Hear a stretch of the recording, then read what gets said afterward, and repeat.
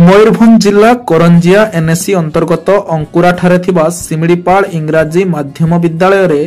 छात्र छात्री द्वारा विज्ञान मेला एवं आमोद दिवस बा फेयर डे अनुष्ठित हो जाइछि। अनुष्ठान रो चेयरमैन श्रीजुक्त दशरथ महांत तत्वावधान एवं सहकारी अध्यक्षा श्रीमती विष्णुप्रिया बेहेरा नेतृत्व में विद्यालय परिसर में उक्त कार्यक्रम अनुष्ठित होइथिबा बेले मुख्य अतिथि भाव रघुनाथ उच्च माध्यमिक विद्यालय कादडीहार राजनीति विज्ञान वरिष्ठ अध्यापक श्रीजुक्त जन्मजय शतपथी, सम्मानित अतिथि भाव पांचपीढ़ महिला उच्च माध्यमिक विद्यालय ओडिया अध्यापक श्रीजुक्त मानस रंजन बेहेरा,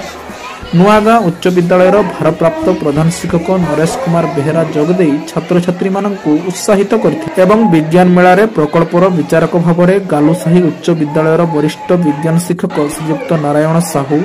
सीआरसीसी श्री प्रदीप पात्र, पांचपीढ़ महिला उच्च माध्यमिक विद्यालय उद्भिद विज्ञान लैब असिस्टेंट श्री वेणुधर महांत जोगदे मूल्यांकन करथिले। तेबे विद्यालय जितेंद्र महांत, मनोज महांत, प्रियंवदा मिश्र प्रत्यक्ष सहयोग रे प्राथमिक, उच्च प्राथमिक एवं उच्च विद्यालय स्तर रे छात्र छात्री द्वारा विभिन्न प्रशंसनीय प्रकल्प प्रदर्शित करा सह फेयर डे अवसर में कुनि कुनि छात्र छात्री ठारू आरंभ करी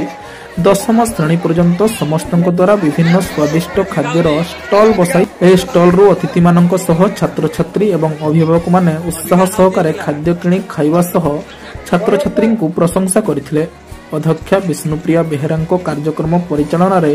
भगवती नायक, प्रतिमा महांत, मीरा सोनार, नमिता महांत, प्रियंवदा मिश्र,